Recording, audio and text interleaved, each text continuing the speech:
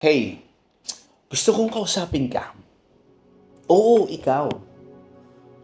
Kung pakiramdam mo ay mabigat ang lahat, kung parang wala ng direksyon o pag-asa, gusto kong sabihin sa iyo, hindi ka nag-iisa.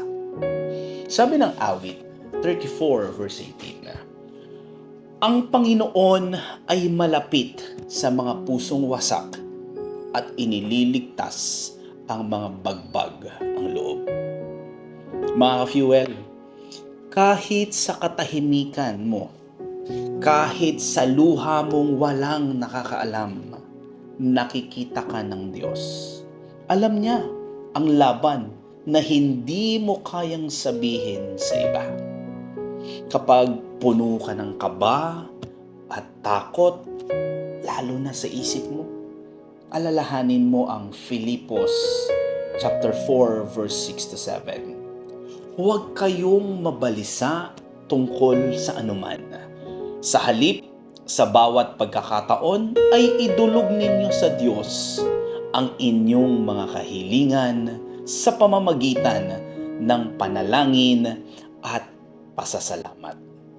At ang kapayapaan ng Diyos na hindi kayang maunawaan ng tao, ang siyang mag-iingat sa inyong puso at sa isipan ninyo sa pamamagitan ni Kristo Jesus.